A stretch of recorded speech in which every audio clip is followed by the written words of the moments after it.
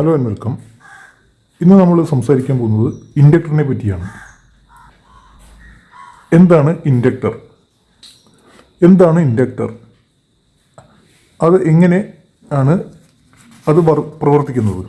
ഇതിനു മുമ്പ് ചെയ്ത ഒരു വീഡിയോയിൽ നമ്മൾ ഒരു ഇൻഡക്ടറിൻ്റെ ഒരു ഉപയോഗം പറഞ്ഞിരുന്നു. അതായത് നമ്മളിതൊരു സ്വിച്ചിങ് സർക്യൂട്ടാണ്. അതായത് ഒരു ബൾബ് നമുക്ക് പ്രകാശിപ്പിക്കണം. ഈ ബൾബ് പ്രകാശിപ്പിക്കുന്നതിന് ഇവിടെ 3 വോൾട്ട് മാത്രമേ ആവശ്യമുള്ളൂ. എന്നാൽ നമ്മുടെ ഇൻപുട്ടിൽ 5 വോൾട്ട് ആവശ്യമുണ്ട്. അപ്പോൾ നമ്മൾ അതിനെ സ്വിച്ച് ചെയ്ത് ഓൺ ഓഫ് ചെയ്ത് ഈ വേണ്ട വോൾട്ടേജ് മാത്രം ഇതിൻ്റെ ഔട്ട്പുട്ടിലേക്ക് കൊടുക്കുന്നു. അപ്പോൾ നമ്മളിത് ഓൺ ചെയ്യുന്ന സമയത്ത് ഇതിനെക്കുറിച്ചൊരു വോൾട്ടേജ് ഡ്രോപ്പ് വരികയും ബാക്കിയുള്ള വോൾട്ടേജ് ഇതിലേക്ക് എത്തുകയും ചെയ്യുന്നു. എന്നാൽ ഓഫ് ചെയ്യുന്ന സമയത്ത് ഈ ബൾബ് ഓഫ് ചെയ്യുന്ന സമയത്തിലേക്ക് കറണ്ട് ഒട്ടും പ്രവഹിക്കുന്നില്ല. ഇത് ഒഴിവാക്കാനായിട്ട് നമ്മൾ ഒരു ഇൻഡക്ടറിൽ കണക്ട് ചെയ്യുന്ന സമയത്ത് ഓൺ ചെയ്യുന്ന സമയത്ത് ഇതിലൂടെ കറണ്ട് ഒഴുകുകയും ഓൺ ചെയ്യുന്ന സമയത്ത് തന്നെ ഇതിൽ ഒരു എനർജി സ്റ്റോർ ചെയ്യുകയും ചെയ്യുന്നു. ഇത് ഓഫ് ചെയ്യുന്ന സമയത്ത് ഈ സ്റ്റോർ ചെയ്തിരിക്കുന്ന എനർജി ഇതിലൂടെ പ്രവഹിക്കുന്നു. അങ്ങനെ ഈ സർക്യൂട്ട് ഓഫ് ചെയ്യുന്ന സമയത്ത് എനർജി സപ്ലൈ ചെയ്യാനായി ഈ ഇൻഡക്ടർ ഉപയോഗിക്കുന്നു. അപ്പോൾ ഇവിടെ 2 പർപ്പസ് ഉണ്ട്. ഓൺ ചെയ്യുന്ന സമയത്ത് ഈ 5 വോൾട്ട് ഇവിടെ ഡയറക്റ്റ് എത്താതിരിക്കാനും ഓഫ് ചെയ്യുന്ന സമയത്ത് ഇത് ഫുൾ കറണ്ട് ഇല്ലാതിരിക്കുന്നത് ഒഴിവാക്കാനുമായിട്ടാണ് ഇൻഡക്ടർ ഇവിടെ വെച്ചിരിക്കുന്നത്. ഇനി നമുക്ക് ഇൻഡക്ടർ എങ്ങനെ വർക്ക് ചെയ്യുന്നതെന്ന് അറിയാൻ ഒന്ന് നോക്കാം. നമുക്ക് ഇൻഡക്ടർ എങ്ങനെയാണ് വർക്ക് ചെയ്യുന്നതെന്ന് നോക്കാം. അതായത് നമ്മളൊരു വയർ എടുത്തു, ആ വയറിലൂടെ ഒരു കറണ്ട് പാസ് ചെയ്തു. കറണ്ട് പാസ് ചെയ്യുന്ന സമയത്ത് വയറിന് ചുറ്റും ഒരു കാന്തിക വലയം സൃഷ്ടിക്കപ്പെടുന്നു, അല്ലെങ്കിൽ മാഗ്നറ്റിക് ഫീൽഡ് സൃഷ്ടിക്കപ്പെടുന്നു. മാഗ്നറ്റിക് ഫീൽഡും മാഗ്നറ്റിക് ഫ്ലക്സും ഉണ്ട്, രണ്ടും രണ്ടാണ്. അത് ഇനി പറയാം. ഈ മാഗ്നറ്റിക് ഫീൽഡ് സൃഷ്ടിക്കപ്പെടുന്ന സമയത്ത് ഈ മാഗ്നറ്റിക് ഫീൽഡിൻ്റെ സ്ട്രെങ്ത്ത് അല്ലെങ്കിൽ അതിൻ്റെ ഫോഴ്സ്, ഇപ്പോൾ ഇവിടെ ഒരു അയൺ മെറ്റീരിയൽ ഇതിൽ കൊണ്ടുവച്ചു. അപ്പോൾ ഇങ്ങനെ കടന്നു പോകുന്ന സമയത്ത് അയൺ മെറ്റീരിയൽ ഇതിനടുത്ത് കൊണ്ടുവച്ചാൽ ഈ കാന്തിക വലയം ആ അയണിനെ മാഗ്നറ്റൈസ് ചെയ്യുന്നു. അപ്പോൾ അത് എത്രത്തോളം ഫോഴ്സ് വേണം, അതായത് വളരെ അടുത്ത് കൊണ്ടുവച്ചാൽ സ്വാഭാവികമായും കൂടുതൽ കാന്തിക ശക്തി അനുഭവപ്പെടും. എന്നാൽ ദൂരത്തേക്ക് പോകുന്തോറും അതിൻ്റെ കാന്തിക വലയത്തിൻ്റെ ശക്തി കുറയുന്നു. അതായത് കാന്തിക വലയത്തിൻ്റെ ശക്തി കറണ്ട് കൂടുന്നതിനനുസരിച്ച് കാന്തിക വലയത്തിൻ്റെ ശക്തി വരുന്നു. കറണ്ട് തന്നെയാണ് കാന്തിക വലയം. ഈ കറണ്ട് മൂലം ഉണ്ടാകുന്നത് തന്നെയാണ് കാന്തിക വലയം. അപ്പോൾ അതുകൊണ്ട് കറണ്ട് കൂടുന്നതിനനുസരിച്ച് കാന്തിക വലയം കൂടുന്നു. ആണ് കാന്തിക വലയം, മാഗ്നറ്റിക് ഫീൽഡ്. ഇനി അത് എത്രത്തോളം ദൂരേക്ക് പോകുന്നു, അതായത് ഈ സർക്കിൾ, അത് ഏത് സർക്കിളിലാണ് റൗണ്ട് ചെയ്തത്, വളരെ ക്ലോസ് ആയ സർക്കിളിലാണ് റൗണ്ട് ചെയ്യുന്നതെങ്കിൽ വളരെ കുറച്ച് എനർജി മതി. എന്നാൽ കൂടിയ ദൂരത്ത് കൂടെ സഞ്ചരിക്കുന്നുണ്ടെങ്കിൽ അതിന് ഈ എനർജി കുറേ ലോസായി പോകും. അതുകൊണ്ട് അതിൻ്റെ ഏതെങ്കിലും ഒരു പർട്ടിക്കുലർ പോയിന്റ് എടുത്താൽ ആ പോയിന്റിലുള്ള എനർജി വളരെ കുറവായിരിക്കും. എന്നാൽ അടുത്താണെങ്കിൽ എനർജി കൂടുതലായിരിക്കും. അതായത് ഈ കാന്തിക വലയം എന്ന് പറഞ്ഞാൽ അതിലൂടെ കറണ്ട് മൂലം സൃഷ്ടിക്കപ്പെടുന്ന ഒരു എനർജിയാണ്. എന്നാൽ അതിൻ്റെ ദൂരം കൂടുന്തോറും അതിൻ്റെ സ്ട്രെങ്ത് കുറയുന്നു. അതാണ് I/L. ഇനി നമ്മൾ ഒരു വയറിൻ്റെ കാര്യമാണ് പറയുന്നത്. ഒരു വയർ എത്രത്തോളം കാന്തിക വലയം സൃഷ്ടിക്കുന്നു എന്നുള്ളതാണ് ഇപ്പോൾ പറഞ്ഞത്.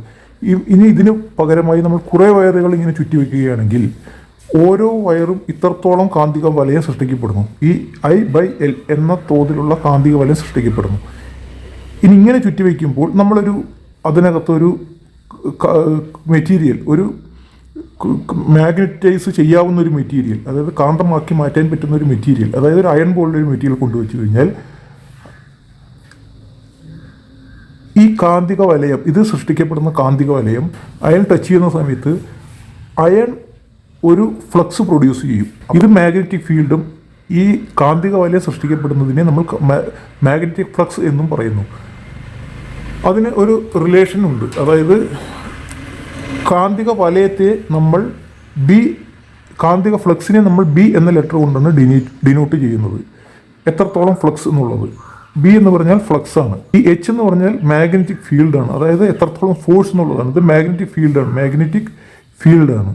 അപ്പോൾ ഈ മാഗ്നറ്റിക് ഫീൽഡ് മൂലം എത്രത്തോളം ഫ്ലക്സ് സൃഷ്ടിക്കപ്പെടുന്നു എന്നുള്ളതാണ് ഡിപ്പെൻഡ് ചെയ്തിരിക്കുന്നത് ഈ മെറ്റീരിയലിൻ്റെ പെർമിയബിലിറ്റി എന്ന് പറയുന്ന ഒരു സംഭവത്തെയാണ്. അതായത് പെർമിയബിലിറ്റി എന്ന ലെറ്റർ, മ്യൂ എന്ന ലെറ്റർ കൊണ്ടാണ് പെർമിയബിലിറ്റി. അതായത് ഇതിന് പെർമിയബിലിറ്റി കൂടുതലാണെങ്കിൽ ഇതിലൂടെ കുറച്ച് കറണ്ട് ഒഴുകിയാൽ തന്നെ, ഈ കുറച്ച് ഒഴുകിയാൽ തന്നെ, എന്ന് പറഞ്ഞു കഴിഞ്ഞാൽ നമ്മൾ പറഞ്ഞു നമ്പർ ഓഫ് ടേൺസ്, ഓരോ വയറും എത്രത്തോളം കാന്തിക വലയം പുറപ്പെട്ടിരിക്കുന്നു ഇൻറ്റു നമ്പർ ഓഫ് ടേൺസ്, അത് ഗുണം number of turns. 1 ampere current ഒഴുകുന്നത് മൂലം ഒരു കാന്തികവലയം സൃഷ്ടിക്കപ്പെടുന്നുണ്ടെങ്കിൽ ഇവിടെ 10 വയർ ഉണ്ടെങ്കിൽ 10 × 1 ആംപിയർ അത്രത്തോളം മാഗ്നറ്റിക് ഫീൽഡ് ആയിരിക്കും ഇവിടെ മൊത്തത്തിൽ സൃഷ്ടിക്കപ്പെടുന്നത്. അപ്പോൾ N × I/L. പിന്നെ അത് ഈ കൊടുത്തിരിക്കുന്ന പാത്ത്, ഈ അയണിൻ്റെ ദൂരം, അതായത് ഈ മാഗ്നറ്റിക് ഫീൽഡ് സഞ്ചരിക്കേണ്ട ദൂരം കൂടുതലാണെങ്കിൽ അതിൽ ഒരു പോയിന്റ് എടുത്തു കഴിഞ്ഞാൽ അതിൻ്റെ ഫോഴ്സ് വളരെ കുറവായിരിക്കും. ഇനി ഇത് തമ്മിലുള്ള ബന്ധം എങ്ങനെയാണെന്ന് പറഞ്ഞു കഴിഞ്ഞാൽ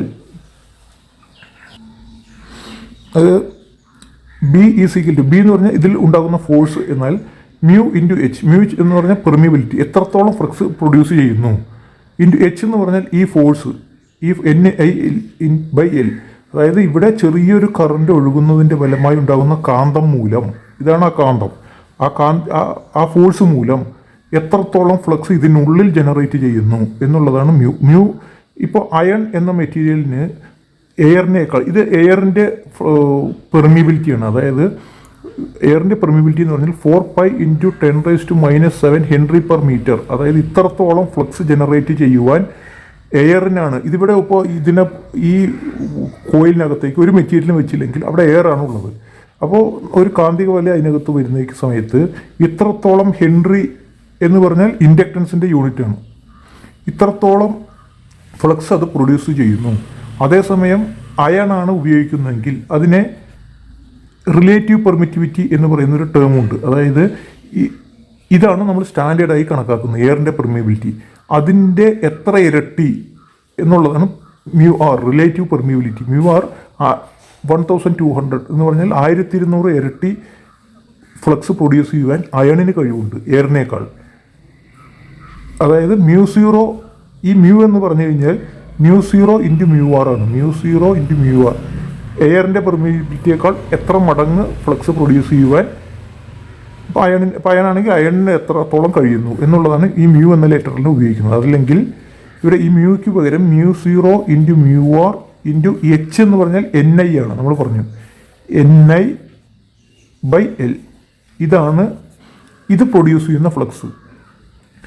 ഇനി ഈ മെറ്റീരിയൽ എന്തിനാണ് ഈ ഫ്ലക്സ് പ്രൊഡ്യൂസ് ചെയ്യുന്നതെന്ന് പറഞ്ഞു കഴിഞ്ഞാൽ ഈ മെറ്റീരിയലിലേക്ക് നമ്മൾ പറഞ്ഞ പോലെ NI എന്ന് പറഞ്ഞ കറണ്ട് ഇതിലൂടെ ഒഴുകുമ്പോൾ ഒരു എനർജി വരുന്നു. ആ എനർജിയാണല്ലോ മാഗ്നറ്റിക് ഫീൽഡ് ഉണ്ടാക്കുന്നത്. ഈ മാഗ്നറ്റിക് ഫീൽഡ് ഉണ്ടാകുന്നതിൻ്റെ ഫലമായി ഇതിൻ്റെ ഈ കോറിൻ്റെ അല്ലെങ്കിൽ ഈ മെറ്റീരിയലിൻ്റെ എനർജി ചേഞ്ച് ആകുന്നു. ഈ എനർജി ചേഞ്ച് ആകുന്നതിനെ തടയുന്നതിനാണ് ഈ മെറ്റീരിയൽ ഫ്ലക്സ് പ്രൊഡ്യൂസ് ചെയ്യുന്നത്.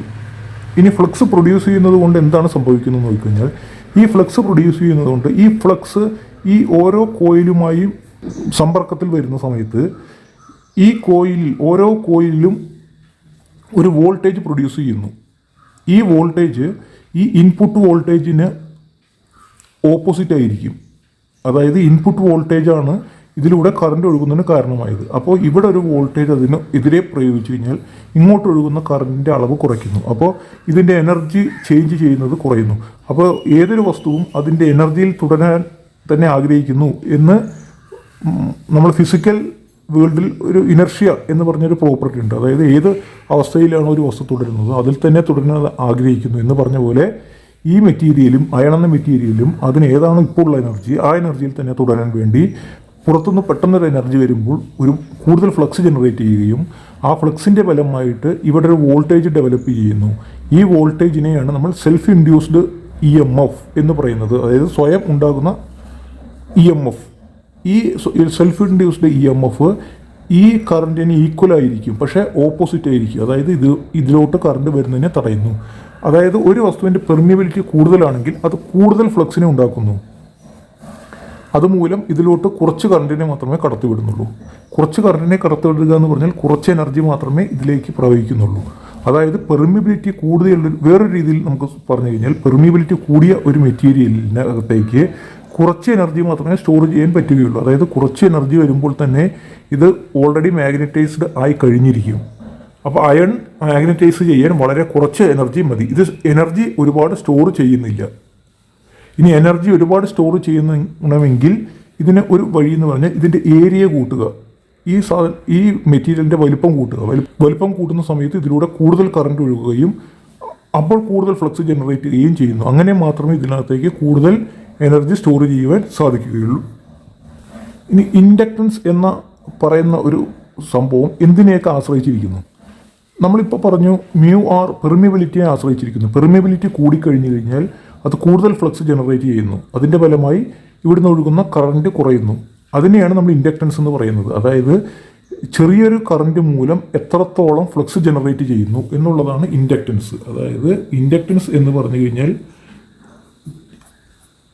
ചെറിയൊരു കറണ്ട്, ഈ ഒരു കറണ്ട് മൂലം എത്രത്തോളം ഫ്ലക്സ് ഇതിനുള്ളിൽ ജനറേറ്റ് ചെയ്യുന്നു, ഇതാണ് ഇൻഡക്റ്റൻസ്. അതായത് ഈ ഫ്ലക്സ് എന്തുമായിട്ട് ബന്ധപ്പെട്ടിരിക്കുന്നു? പെർമിയബിലിറ്റിയുമായി ബന്ധപ്പെട്ടിരിക്കുന്നു. അതായത് പെർമിയബിലിറ്റി കൂടിക്കഴിഞ്ഞ് കഴിഞ്ഞാൽ ഫ്ലക്സ് കൂടും.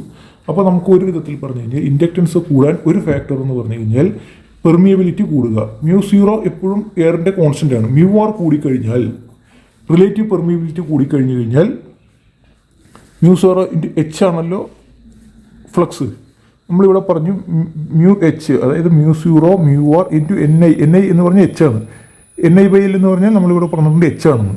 അപ്പോൾ h ഇത് കൂടിക്കഴിഞ്ഞ് കഴിഞ്ഞാൽ ഇതിൻ്റെ പെർമിയബിലിറ്റി കൂടും. അപ്പോൾ കുറച്ച് കറണ്ട് ഒഴുകുമ്പോൾ തന്നെ കൂടുതൽ ഫ്ലക്സ് വരും. അതായത് ഇതിൻ്റെ ഇൻഡക്റ്റൻസ് കൂടുതലാണ് എന്ന്. ഇനി വേറൊരു രീതിയിൽ നോക്കാം. അതായത് ഇൻഡക്റ്റൻസ്,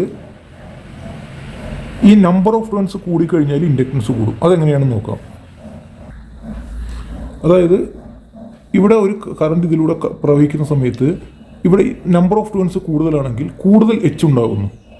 ഇവിടെ n കൂടുതലാണെങ്കിൽ കുറച്ച് കറണ്ട് ഒഴുകുമ്പോൾ തന്നെ കൂടുതൽ മാഗ്നറ്റിക് ഫീൽഡ് ഉണ്ടാകുന്നു. കൂടുതൽ മാഗ്നറ്റിക് ഫീൽഡ് ഉണ്ടാകുമ്പോൾ ഓട്ടോമാറ്റിക്കായി ഇവിടെ കൂടുതൽ ഫ്ലക്സ് ഉണ്ടാകുന്നു. ആ കൂടുതൽ ഫ്ലക്സ് ഈ കൂടുതൽ ഉള്ള നമ്പർ ഓഫ് ടേൺസുമായി ലിങ്ക് ചെയ്യുന്ന സമയത്ത് കൂടുതൽ വോൾട്ടേജ് ഉണ്ടാകുന്നു. അതായത് കുറച്ച് കറണ്ട് ഒഴുകുമ്പോൾ തന്നെ ഇവിടെ കൂടുതൽ സെൽഫ് ഇൻഡ്യൂസ്ഡ് EMF ഉണ്ടാകുന്നു. ഈ സെൽഫ് ഇൻഡ്യൂസ്ഡ് EMF ആണ് ഈ വോൾട്ടേജിനെ ഒപ്പോസ് ചെയ്യുന്നത്. അപ്പോൾ n കൂടിക്കഴിഞ്ഞാലും n∅L, ഇതിൽ എന്നോ അല്ലെങ്കിൽ ഇതിൽ പെർമിയബിലിറ്റി ഇതിനകത്ത് അടങ്ങിയിട്ടുണ്ട്. ഈ പെർമിയബിലിറ്റിയോ കൂടിക്കഴിഞ്ഞു കഴിഞ്ഞാൽ ഇൻഡക്റ്റൻസ് കൂടുന്നു. അപ്പോൾ രണ്ട് കാരണം കൊണ്ടാണ് ഇൻഡക്റ്റൻസ് കൂടുന്നത്. ഒന്നില്ലെങ്കിൽ ഇതിൻ്റെ പെർമിയബിലിറ്റി കൂടുന്നത് കൊണ്ട്, അല്ലെങ്കിൽ ഈ നമ്പർ ഓഫ് ടേൺസ് കൂടുന്നതുകൊണ്ട്. ഈ രണ്ട് കാരണം കൊണ്ട് ഇൻഡക്റ്റൻസ് കൂടുന്നു. ഇനി ഈ പെർമിയബിലിറ്റി കൂടിക്കഴിഞ്ഞു കഴിഞ്ഞാൽ ഈ മെറ്റീരിയൽ കുറച്ച് എനർജിയെ സേവ് ചെയ്യാൻ പറ്റുകയുള്ളൂ. അപ്പോൾ നമ്മൾ നേരത്തെ ഒരു സർക്യൂട്ടിൻ്റെ കാര്യം പറഞ്ഞു. ഈ സർക്യൂട്ടിൽ എനർജി സ്റ്റോർ ചെയ്തിട്ട് ഇത് ഓഫാകുന്ന സമയത്ത് എനർജി റിലീസ് ചെയ്യുന്നു. അപ്പോൾ ഇങ്ങനെ ഹൈ പെർമിയബിൾ മെറ്റീരിയൽ ആണെങ്കിൽ അതിനകത്ത് അതിൻ്റെ സൈസ് ചെറുതാണെങ്കിൽ, ഇതിൻ്റെ സൈസ് ചെറുതാണെങ്കിൽ കൂടുതൽ എനർജി ഇതിൽ സ്റ്റോർ ചെയ്യാം. എന്നാൽ ഇതിൻ്റെ സൈസ് കുറവാണെങ്കിൽ ഇതിൽ കുറച്ച് എനർജിയെ സ്റ്റോർ ചെയ്യാൻ സാധിക്കുകയുള്ളൂ. അപ്പോൾ പെർമിയബിലിറ്റി വളരെ അധികമായി കഴിഞ്ഞ് കഴിഞ്ഞാൽ ഇത് ഈ വോൾട്ടേജിനെ തടുക്കുന്നുണ്ടെങ്കിലും ഇതിൽ സ്റ്റോർ ചെയ്യുന്ന എനർജി കുറവാണ്. അതുകൊണ്ട് ഓഫ് ചെയ്യുന്ന സമയത്ത് ഇതിന് കുറച്ച് എനർജിയെ സപ്ലൈ ചെയ്യാൻ സാധിക്കുകയുള്ളൂ. പെർമിയബിലിറ്റി കൂടിയാൽ അങ്ങനെ ഒരു പ്രോബ്ലം ഉണ്ട്. ഇനി ഈ മെറ്റീരിയലിൻ്റെ സ്റ്റോറിങ് കപ്പാസിറ്റി കൂട്ടണമെങ്കിൽ എന്താണ് ചെയ്യേണ്ടത്? അതായത് ഇപ്പോൾ നമ്മൾ പറഞ്ഞു ചെറിയൊരു കറണ്ട് പാസ് ചെയ്യുമ്പോൾ തന്നെ ni/L, ചെറിയൊരു കറണ്ട് പാസ് ചെയ്യുമ്പോൾ തന്നെ ഒരു മാഗ്നറ്റിക് ഫീൽഡ് ഉണ്ടാവുകയും ആ പെർമിയബിലിറ്റി കൂടുതലാണെങ്കിൽ കൂടുതൽ ഫ്ലക്സ് ഉണ്ടാവുകയും ചെയ്യുന്നു. ഈ കൂടുതൽ ഫ്ലക്സ് ഉണ്ടാകുന്നതുകൊണ്ടാണ് കൂടുതൽ വോൾട്ടേജ്, സെൽഫ് ഇൻഡ്യൂസ്ഡ് EMF ഉണ്ടാവുകയും ഈ വോൾട്ടേജിനെ തടുക്കുകയും ചെയ്യുന്നത്. അപ്പോൾ പെർമിയബിലിറ്റി കൂടുന്നതാണ് ഇതിന് കാരണം. ഈ പെർമിയബിലിറ്റി കൂടുന്നതിനെ നമ്മൾ കുറയ്ക്കണം. അപ്പോൾ നമ്മൾ എന്ത് ചെയ്യും? ഈ പാത്തിനിടയിൽ ഒരു പെർമിയബിലിറ്റി കുറഞ്ഞ ഒരു പോർഷൻ ഉണ്ടാക്കണം. ആ പെർമിയബിലിറ്റി കുറഞ്ഞ പോർഷൻ എന്ന് പറഞ്ഞാൽ ഇവിടെ ഒരു ഗ്യാപ്പ് ഇട്ട് കൊടുത്തു കഴിഞ്ഞാൽ ഇതൊരു എയർ ഗ്യാപ്പാണ്. ഇവിടെ എയറാണ്. എയറിൻ്റെ പെർമിയബിലിറ്റി ഇപ്പോൾ അയണിനെ സംബന്ധിച്ചോളം 1200 അത്രത്തോളം കുറവാണ്. 1200 ടൈംസ് കുറവാണ് എയറിൻ്റെ പെർമിയബിലിറ്റി. അതായത് ഈ എയറിലൂടെ ഇതേ ഫ്ലക്സ് കടത്തിവിടണമെങ്കിൽ ഇതിന് അപ്ലൈ ചെയ്തതിൻ്റെ ഇത്രയും ടൈംസ് ഫോഴ്സ് ഇവിടേക്ക് സപ്ലൈ ചെയ്താൽ മാത്രമേ ഇതിലൂടെ ഇതേ ഫ്ലക്സിനെ കടത്തിവിടുവാൻ സാധിക്കുകയുള്ളൂ. അപ്പോൾ ഇങ്ങനെ സംഭവിക്കുന്നതിൻ്റെ ഫലമായിട്ട്, ഇവിടെ എയർ ഗ്യാപ്പ് ഇടുന്നതിൻ്റെ ഫലമായിട്ട് ഇതേ ഫ്ലക്സ് ഇതിലൂടെ ഒഴുക്കുന്നതിനായി ഇവിടെ കൂടുതൽ ഫോഴ്സ് ഈ ഇൻപുട്ട് വോൾട്ടേജിന് കൂടുതൽ ഫോഴ്സ് അപ്ലൈ ചെയ്യേണ്ടി വരും. കൂടുതൽ ഫോഴ്സ് അപ്ലൈ ചെയ്യുക എന്ന് പറഞ്ഞു കഴിഞ്ഞാൽ ഇതിൽ കൂടുതൽ എനർജി സ്റ്റോർ ചെയ്യുക എന്നാണ്. ഈ എനർജി സ്റ്റോർ ചെയ്യുക എന്ന് പറഞ്ഞാൽ ഈ സത്യത്തിൽ ഇതിലൂടെ കടന്നു പോകുന്നതിനാണ്, ഈ എയർ ഗ്യാപ്പിലൂടെ കടന്നു പോകുന്നതിനാണ് കൂടുതൽ ഫോഴ്സ് ആവശ്യമായിട്ടുള്ളത്.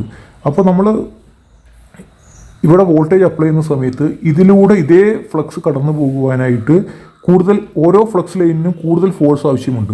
നേരത്തെ ഒരു ഫ്ലക്സ് ലൈൻ ഇത് നമ്മുടെ ഒരു സങ്കല്പമാണ്. ഫ്ലക്സ് ലൈൻ എന്നുള്ളൊരു സങ്കല്പമാണ്, ഒരു എനർജിയാണ്. എന്നാലും നമുക്ക് മനസ്സിലാകുന്നതിന് വേണ്ടി ലൈൻ ഓഫ് ഫ്ലക്സ് എന്നാണ് പറയുന്നത്.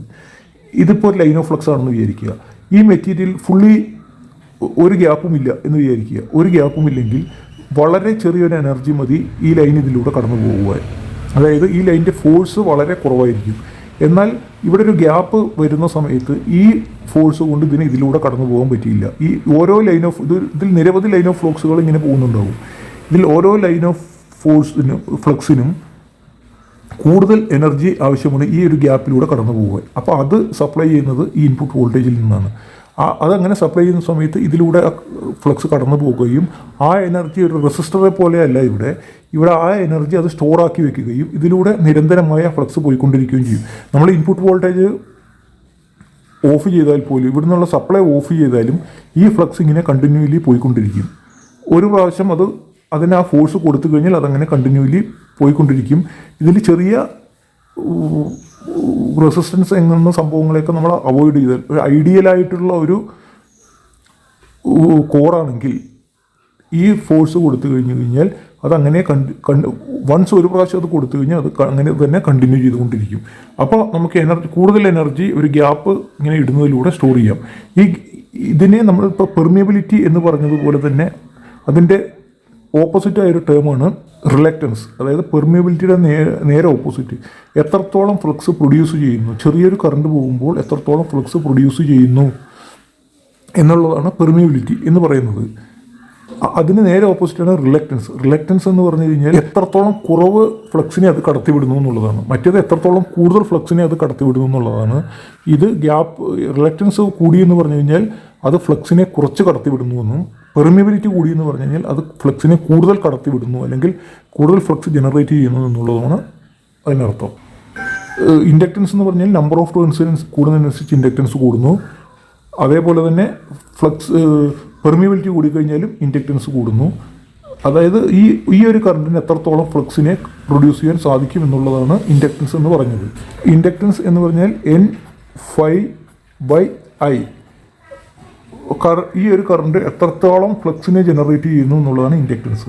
ഇനി മറ്റൊരു കാര്യം കൂടെ നമുക്ക് അറിയേണ്ടതുണ്ട്. അതായത് ഒരു പർട്ടിക്കുലർ മെറ്റീരിയലിന് ഒരു ഫ്ലക്സ് ഡെൻസിറ്റി ഉണ്ട്. അതായത് അതിനെയാണ് നമ്മൾ ഫ്ലക്സ് ഡെൻസിറ്റി B എന്ന ലെറ്റർ കൊണ്ട് പറയുന്നത്, B max. അതായത് ഒരു യൂണിറ്റ് ഒരു മീറ്റർ സ്ക്വയർ, ഇപ്പോൾ ഇത് ഒരു മീറ്റർ നീളവും 1 മീറ്റർ വീതിയുമുള്ളൊരു ഒരു കോറാണെന്ന് വിചാരിക്കുക, ഒരു മാഗ്നറ്റിക് അയൺ കോറാണെന്ന് വിചാരിക്കുക. അതിന് 1 ടെസ്ലയോളം വെബ്, ടെസ്ല എന്ന് പറഞ്ഞാൽ ഫ്ലക്സിൻ്റെ അളവാണ്. ഇത്രത്തോളം ഫ്ലക്സിനെ താങ്ങാനുള്ള കപ്പാസിറ്റി ഉണ്ട്. എന്നാൽ ഇത് 1 മീറ്റർ സ്ക്വയർ ആണ്.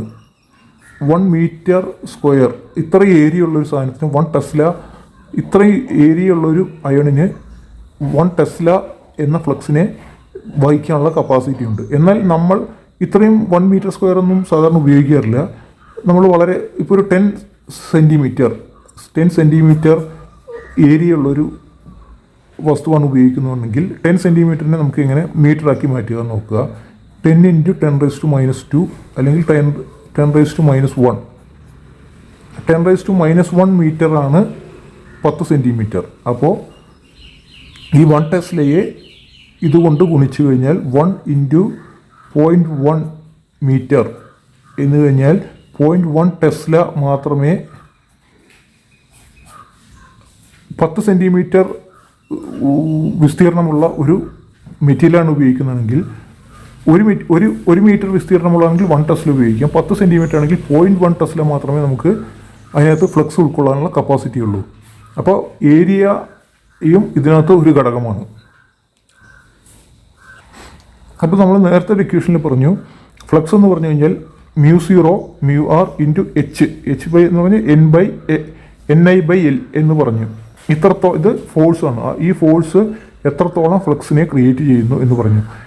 ഇനി ഇതിൻ്റെ കൂടെ ഈ AC ഏരിയ എന്ന് പറയുന്ന ഒരു പ്രോഡക്റ്റും കൂടെ ചേർക്കണം. അതായത് ആ ഏരിയ കുറയും തോറും ഫ്ലക്സ് കുറയുന്നു.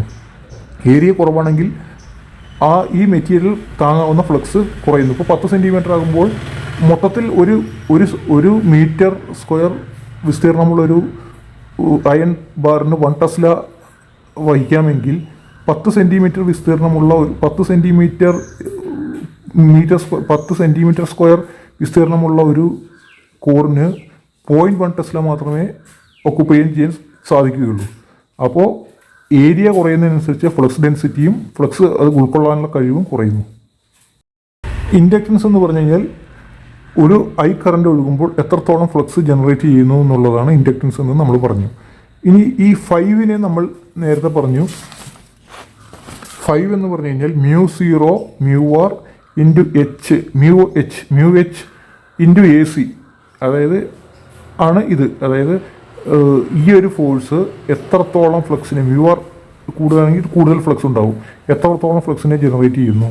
ഇനി അത് ഉൾക്കൊള്ളാൻ ഉള്ള ഏരിയ എത്രയാണ്, ഇതിനെ എല്ലാം ഡിപ്പെൻഡ് ചെയ്തിട്ടാണ് മൊത്തത്തിൽ ഇതിനകത്ത് ജനറേറ്റ് ചെയ്യുന്ന ഫ്ലക്സിനെ എത്രത്തോളം ഫ്ലക്സ് ജനറേറ്റ് ചെയ്യുന്നു എന്നുള്ളത് നമ്മൾ പറയുന്നത്.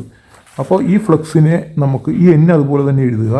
ഫ്ലക്സിനെ നമുക്ക് μ0 ഇൻറ്റു μr ഇൻറ്റു എച്ച് എന്ന് പറഞ്ഞാൽ NI, എച്ച് എന്ന് പറഞ്ഞാൽ NI by L into area കൂടുന്നതിനനുസരിച്ച് ഫ്ലക്സ് ഡെൻസിറ്റി കൂടും by whole divide by I.